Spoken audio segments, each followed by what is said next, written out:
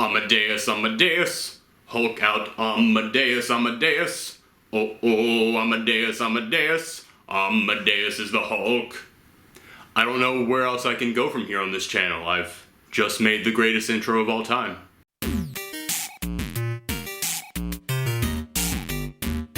Yes, hi there everyone, welcome to another weekly Geekly report. I'm Aaron, Professor Thorgy, your guide to all things geeky, and I said I was done talking about all the new books that Marvel was putting out, and I said I would only come back if they announced some stuff that I thought was amazing. And here I am. Yes, over the past couple weeks, Marvel has indeed announced several new books that will be coming out, and a lot of them were Spider-Man and Deadpool related, which, come on guys, nothing wrong with those characters, but they already got books, they don't need more.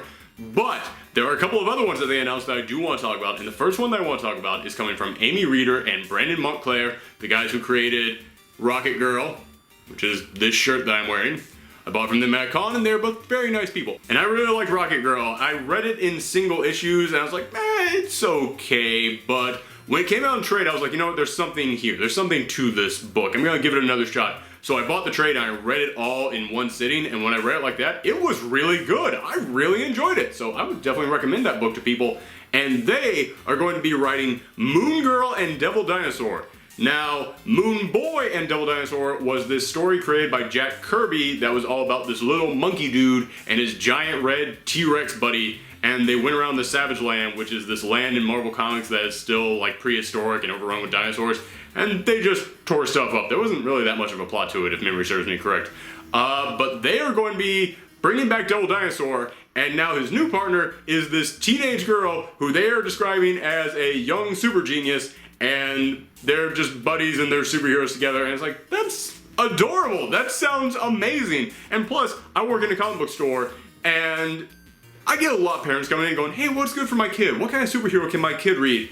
That list is shockingly shorter than you guys out there might think. So whenever one of the big two companies goes, we're gonna create a book just for kids, I'm like, that's, yes, thank you. You make my life so much easier, and you make these kids so much happier. Thank you. I'm looking forward to this. And it's being drawn by Natasha Bustos, who I will admit I have never heard of, but I looked her up online and she's really good.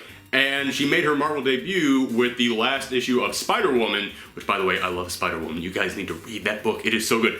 But she made her debut in the last issue of Spider-Woman, and wow, it was so good. She is a great artist, so I can't wait to see her on this book, and honestly, I can't wait to see her do a ton of stuff at Marvel. I hope that they put her on a bunch of books. Now, this next one is a little bit hard to explain, but the next book up is Starbrand and Nightmask. Now, the original Starbrand and Nightmask were characters from this alternate 80s universe that Marvel created, but that has nothing to do with anything now, so we're just going to ignore them. But the current versions of them were created by Jonathan Hickman during his Avengers run. And Jonathan Hickman is a great writer, but he loves to explain everything through backwards magic riddle talk. So I'm going to try to explain what he did with these guys, but forgive me if I get it all wrong. But basically, with Starbrand, the universe wanted to select a guardian of Earth, and they chose this high school kid, and basically it made him the most powerful being in the universe. It gave him the powers to not only protect the Earth, but also destroy Earth. Like, he can literally take out a planet with a punch. He fought the Hulk, Hyperion, and Thor, and barely used any of his powers and still took them all down. But he needed a guide. So, this artificial space creation person called Nightmask, I'll admit to you, I have no idea what Jonathan Hickman was describing when he created Nightmask.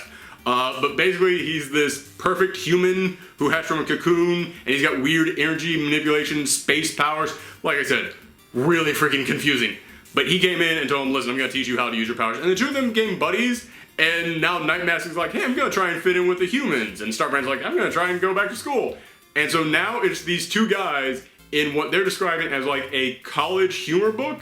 Not really humor, but basically like one of those old college National Lampoon movies kind of things, where it's two guys with the power of gods, and it's like, yeah, but we still gotta pass our exams. And yes, everything I just described sounds crazy, but what Jonathan Hickman did with these guys was still great. Like, I still love them in that Avengers book, and I think it's really cool that we're going to get to see them in this new series. And the thing that has me most excited about this is that Nightmask, he's a guy from an alternate world, reality, space, whatever you want to say. He's from outside of our planet. and he's now on Earth and trying to fit in with Earth culture. You know what other thing was all about creatures not from this time trying to fit into this time? Gargoyles, which was an amazing series. You know who is writing this book? The co-creator of Gargoyles, Greg Weisman. The entire Gargoyle fandom just went, and we live again. So yes, I am very excited about this book, but the big piece of news, the one that is trending on Twitter, everyone is talking about, they finally revealed who the totally awesome Hulk is, and to the surprise of literally nobody, it is Amadeus Cho. Don't get me wrong, I'm super excited about that. Amadeus Cho should be the next Hulk. But we all knew that. Come on. If you out there say you did not know that Amadeus Cho was the new Hulk, you don't know who Amadeus Cho was. Now I'm happy about this for multiple reasons. The first of which being that I always applaud whenever one of the major comic book companies, or honestly whenever anybody in any media wants to give more attention and more representation out there to groups that aren't just white dudes.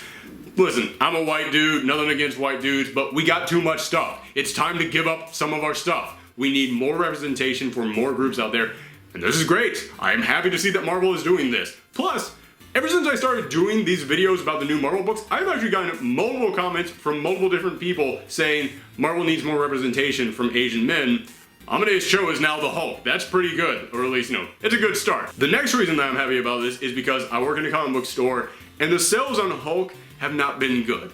I know he's one of Marvel's main guys, but people just aren't reading Hulk anymore, except for kids. The number one group of people who come into my store asking for Hulk are little kids who think that the Hulk is totally awesome. And now the new Hulk is a kid who thinks that being the Hulk is totally awesome.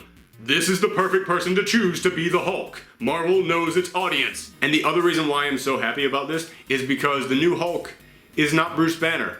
And don't get me wrong, Bruce Banner is a great character. I am not saying he is not a great character. In fact, I will fully stand by this statement that I believe that Bruce Banner is one of the best characters in comic book history. His whole backstory of his tragic past growing up and him trying to keep all of that tampered down and trying to hide all that and trying to be a pacifist, but then he gets turned into a monster that's just all of his rage being built up over the years, and he has to run and find a cure for this, and he just has to move from place to place. He can never stay in one spot for too long, and he has to constantly ask himself, when will I ever find this cure for being a monster? That is a great story. However, that is not a story that can go on for 50 plus years, alright? With that story, he has to either find the cure or just give in to being the monster. There has to be an endpoint to that. And yes, they have done amazing things with the Hulk to keep him spiced up over the years, but he's been a green rage monster. He's been a gray jerk. He's been a green smart good guy. He's been a green smart bad guy. He has fought S.H.I.E.L.D. He has worked for S.H.I.E.L.D. He has fought the Avengers. He has joined the Avengers. His greatest military enemy has turned into a Hulk himself. He has been married, lost his wife, had his wife come back as a red Hulk monster. You gotta stop, man. You cannot keep going with this character. There is nothing else to do with him. You've done everything you can with Bruce Banner. Time for someone new to come in. It is time for someone with a fresh look at being the Hulk, with a different attitude towards being the Hulk, a different history, a different backstory, a different personality, and someone who can just flat out be a different Hulk to come in and do that. Amadeus Cho is the exact opposite of Bruce Banner. He will provide a ton of life to this character. So yes, I am incredibly excited for this new Hulk, and the main reason why I'm so excited about it is because it's another step forward in the progression of Marvel. Marvel is indeed serious about this idea of, no, the old stuff, it's time to leave them behind and start moving forward. When Sam Wilson became Captain America, everyone was, oh, it's only temporary. They're gonna bring him back. They're gonna bring him back after the movie, after they do this reboot. When Jane Foster became Thor, it was, oh, it's only temporary. Just gonna bring him back. Just gonna bring it all back after the movie. But now, after this relaunch, look at the face of Marvel Comics. It's Kamala Khan as Ms. Marvel, Miles Morales as Spider-Man, Laura Kinney as Wolverine, Jane Foster as Thor, Sam Wilson as Captain America, and now Amadeus Cho as the Hulk. To all you people out there who are still standing by this thing of, oh, it's only temporary, it's not gonna last, that conversation's over with. It's done. Stop having that conversation. Listen, sure, some of the old characters might come back at some point. In fact, it's highly likely that at least one or two of them will come back at some point in time and retake these roles. Maybe, probably, who knows, but the point is, all 6 of these are not going back. Some of these are permanent. Marvel is sticking by this idea of we want to progress our universe, and I salute them for that so much.